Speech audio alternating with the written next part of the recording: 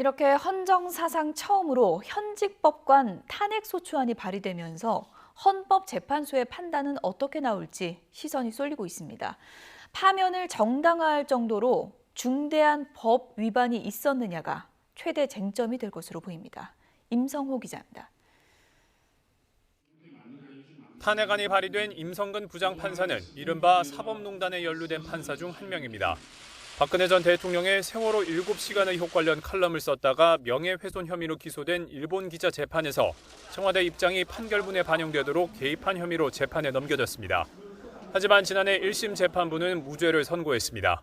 임 부장판사가 지위와 개인적 친분을 이용해 판결문 작성에 개입하는 등 위헌적 행위를 한 게 분명하다고 강조하면서도 직권남용죄 성립 요건은 해당하지 않는다는 겁니다.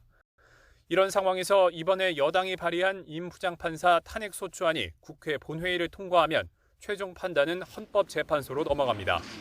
핵심 쟁점은 임 부장판사의 행위가 중대한 법 위반에 해당하는지가 될 전망입니다.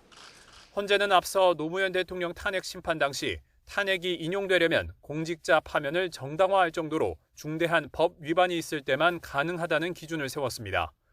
그 예로 적극적, 능동적, 계획적으로 헌법상 법치주의와 민주국가 원리를 위배하거나 뇌물수수나 부정부패 등의 법률 위반으로 국민 신임을 저버리는 경우 등을 들었습니다. 이번 법관 탄핵안을 발의한 여당 측은 임 부장판사의 재판 개입 행위 자체가 법원이 위헌적 행위라고 인정할 만큼 중대한 법 위반이라고 주장하고 있습니다. 반대로 임 부장판사 측은 탄핵당할 정도로 중한 헌법 위반으로 볼 수 없고 현재 항소심이 진행되는 등 명확한 법적 결론도 안 났다고 맞서고 있습니다. 또 다른 변수는 임 부장판사의 남은 임기입니다. 임 부장판사는 법관 임기 연장을 신청하지 않아서 이달 말 퇴직할 예정입니다. 그 전에 헌재가 결론을 못 낸다면 임 부장판사 퇴직 이후에 탄핵안에 대한 판단 없이 각하할 수도 있다는 전망도 나옵니다. 소위 얘기라는 게 이미 법관이 아닌 사람을 법관직에서 탄핵하는지 여부를 심판하는 게 실익이 있느냐 이런 문제인데 헌법재판소 심판 대상이 된 이후에 탄핵 대상자가 법관이 아니라면 아마 소위 이익이 없다는 이유로 각하될 가능성이 높습니다.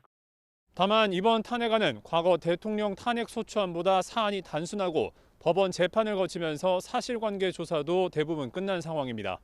따라서 헌재가 이번 사안의 상징성과 중대함을 고려해 집중 심리를 한다면 이른 시일 안에 판단을 내릴 수도 있다는 전망도 나오고 있습니다.